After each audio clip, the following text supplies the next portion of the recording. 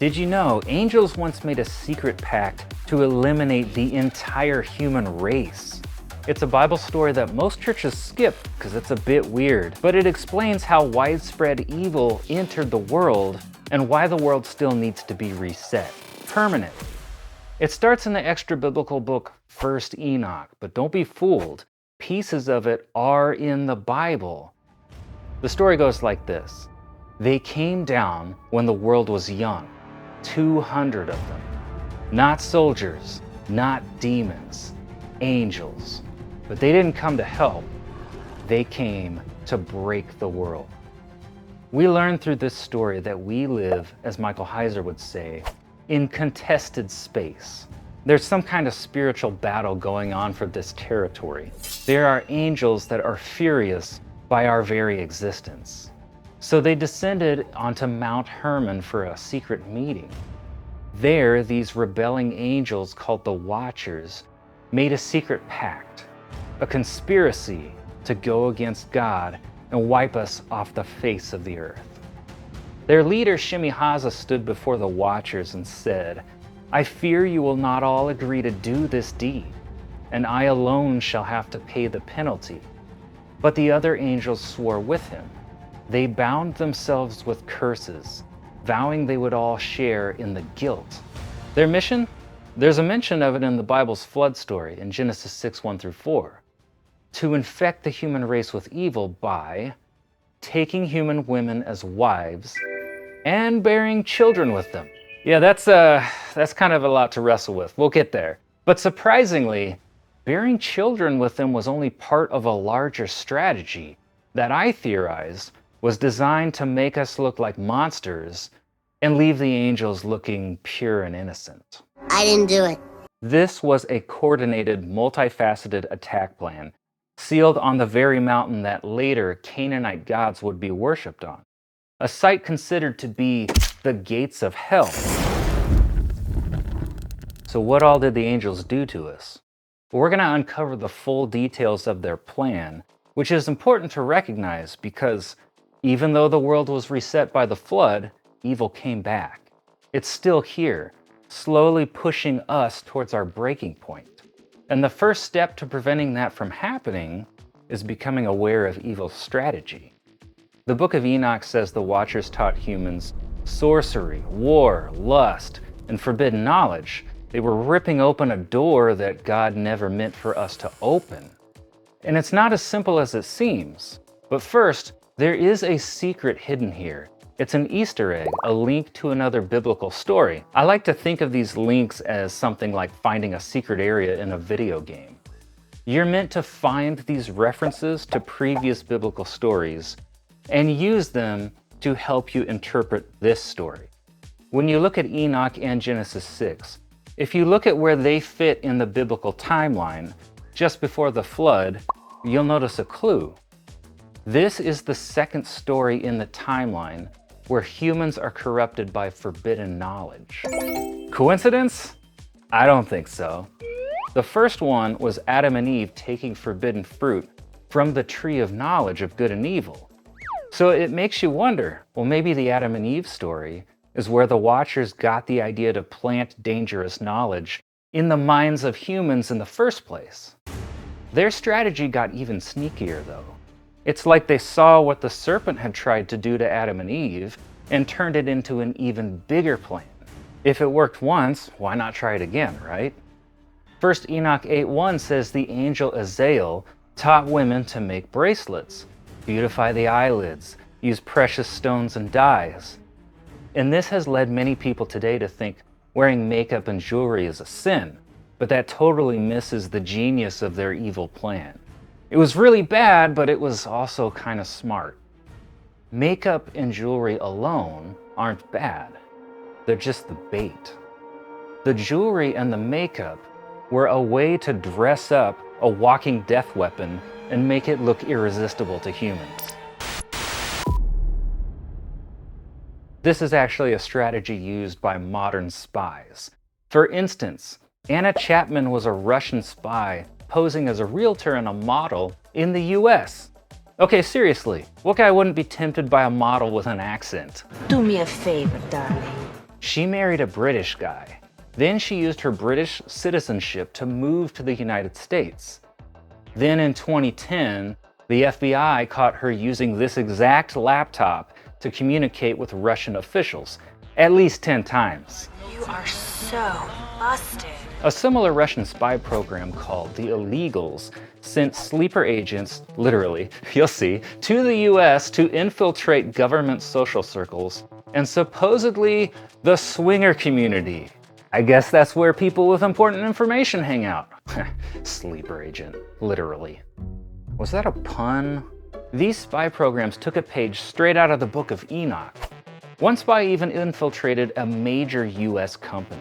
A guy in his 20s by the name of Alexei Karetnikov was caught in Seattle working for none other than Microsoft. Thank goodness they caught him before he infiltrated Pearl Jam.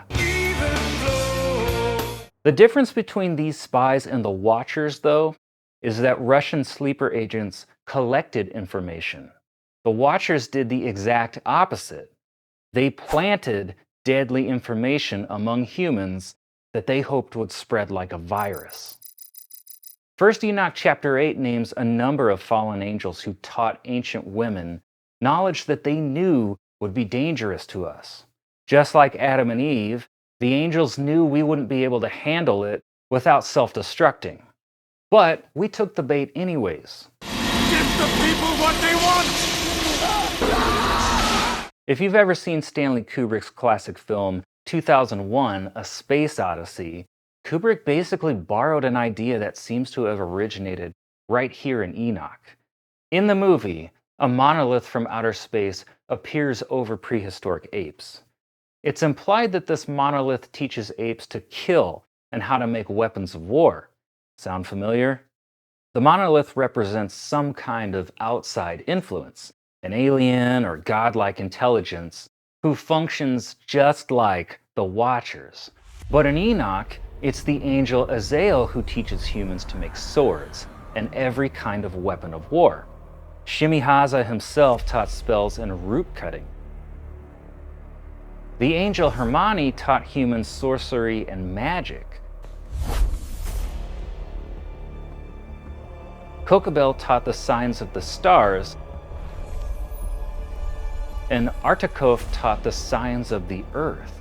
Behold the signs, the earth's deep secrets, now revealed. Do you see what they were doing yet? Some scholars think the angels were making witches, and they made them look gorgeous with makeup and jewelry, and then they sent them off to sleep with men. 1 Enoch 8:4 says, as men were perishing, their cry went up to heaven. But their evil plans still went to even greater and weirder lengths. You're really weird. Back to that strange intro to the flood story in the Bible. Genesis 6:1-4. It says something about the sons of God taking daughters of men and Nephilim being on the earth. That's a passage that seems really out of place, but it's actually not if you know the Enoch story. The author of Genesis 6 seems to have been expecting his readers to know Enoch.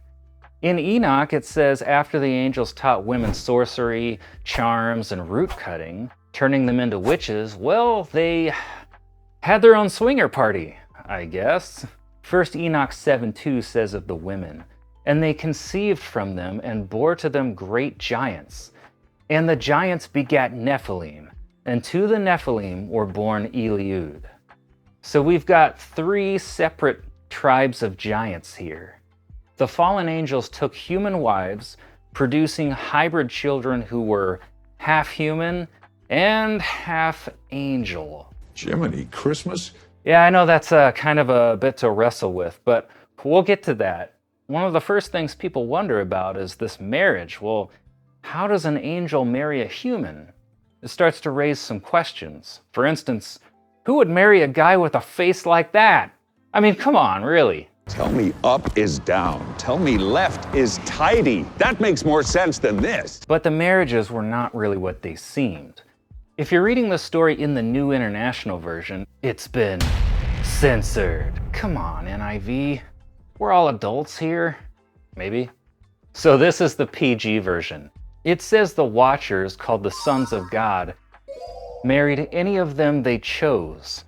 But that's not what it says in the original language. Let's look at the R-rated version. ESV got it closer. It says they took their wives. The Hebrew word for took implies the women were taken physically or seized. The picture is starting to become a little clearer. Scholar George W.E. Nicholsburg uncovered another clue for us in his first Enoch commentary in the Hermeneus series. The phrase, whomever they chose, in that culture implied an act of dominance, not a mutual agreement. This same phrase was used elsewhere in the Old Testament, and in other verses in the Bible, it didn't describe a consensual marriage. It was the act of seizing a woman, or sexual exploitation. All the clues suggest that these angels were bad dudes. Nicholsburg argues that this wasn't a real marriage. David N. Stone Brewer said that early in history, the Hebrew word for marriage sometimes referred to a sexual relationship, but not an actual marriage with some kind of covenant, like we might think of today. All signs point to this: the angels probably assaulted the women.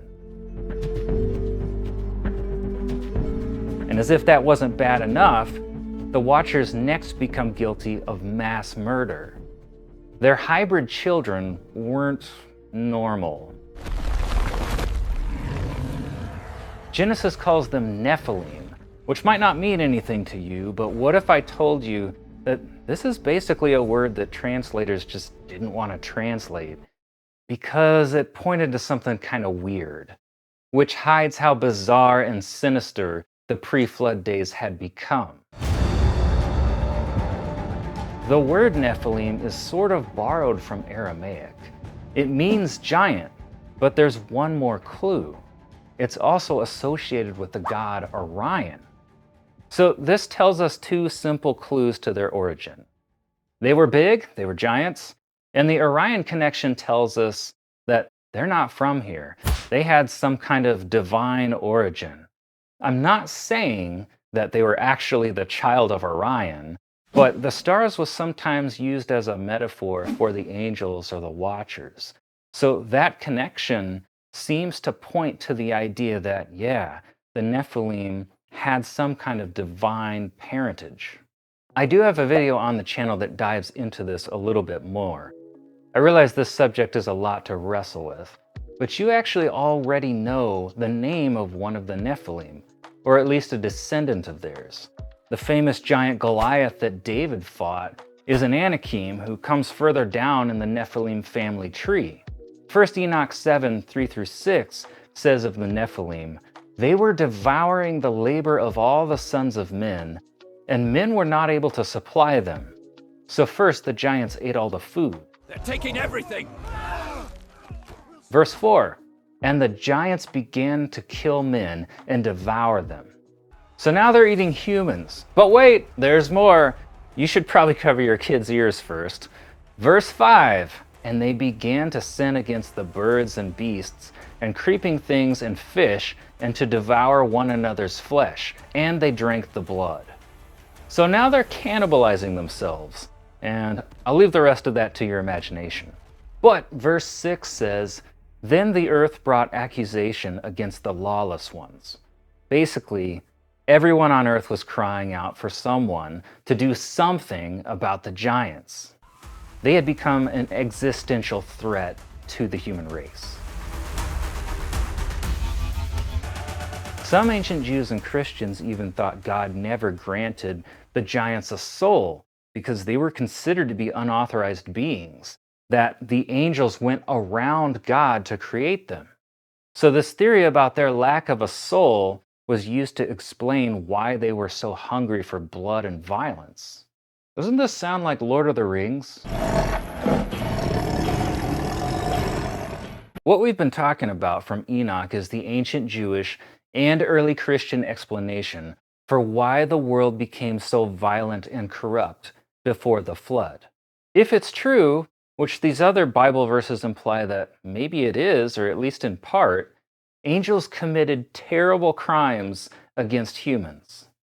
The million-dollar question is, why did the angels take such a weird approach? I mean, impregnating human women sounds kinda, admittedly, a little far out. You're not going crazy, Arthur. You're going sane in a crazy world. I have a theory. They were trying to be covert, hoping they wouldn't get caught like the serpent did, and they were trying to make it look like humans destroyed themselves. They saw the serpent get kicked out of Eden, and they may have even known that if they got caught, God would send them to a special place that he made for evil angels called hell, which was originally not intended for humans. So the Watchers chose to plant corruption among us, hoping that God wouldn't notice who really started this mess. But they made the same mistake that the serpent made when he tempted Adam and Eve, thinking he could outsmart God. If you read 2 Peter in the ESV, there's this toasty little prison called Tartarus, and that's the special place in hell where supposedly the angels who headed up this crime against humans are imprisoned. To help you remember all this, I made a quick study guide that you can get if you check the video description. But why does this story even exist? Why did the author of Genesis mention it? I think it's twofold. We're supposed to take away that there is an outside influence messing with us. And it's not just one being called the devil either. It's a lot more widespread than that. Some spirits don't like us, and they want to keep us out of heaven, out of God's family. So they try to infect us with evil. So we learn from this that some of our thoughts might not be our own. Maybe some of the things that we think come from an outside source. After what happened to Shimihaza and the Watchers, after they were imprisoned, the other angels might think twice about putting a Nephilim bun in an oven again. If you know what I mean. Stop your evil ways! But they still might take a more subtle approach and mess with your mind. And second, Enoch's account helps people see a side of the flood story that they might not see just from reading Genesis. Sometimes people mistakenly see the flood story as just another story about God's judgment and wrath.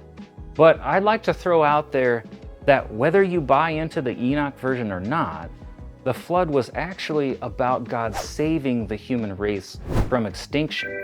It's as much about him saving us as it is about him judging evil. If you read Genesis and you don't know about these Enoch connections, you might think it's just about judging humans too, but it's actually about judging spiritual evil as well. If he hadn't sent the flood, and this giant story is true, which, remember, Genesis 6 mentions the Nephilim before the flood, we would have been killed, if not by the giants, by our own violence described in Genesis. A level of violence and corruption that I don't think the world has ever seen since. I personally don't think we would even exist today, if not for the flood. Well, this is all very interesting, but we don't need to worry about this weird stuff because it's not scripture, right? Well, it's true that Enoch's not scripture, but the writers of the Bible seem to have accepted the basic story, at least on some level. When it comes to those extra details in Enoch that are not specifically confirmed by the Bible, how much is real and how much is just pure speculation? We don't really know. But the part about the angels marrying human women, it seems to be in the biblical story here. If we go back to Genesis chapter 6, we know that the sons of God, the angels who married human women, were in fact not human because the writer felt the need to clarify that the women they married were human. Why would you need to do that unless the sons of God were not human? It might be weird, but it's there. So we might as well embrace a little weird, make life more interesting. That is just one of many clues that point to the fact that we're talking about a supernatural story here. So to sum up my thoughts on First Enoch, the story is important, but we have to be cautious. So read it, but be careful. But that's not all the Book of Enoch reveals. It also clues us in on the origin of demons. But here's the wild part. What most people don't know is that back in the Old Testament, Satan and the fallen angels weren't even considered demons. So what were demons then? The answer might surprise you, which I'll explain in the next video here.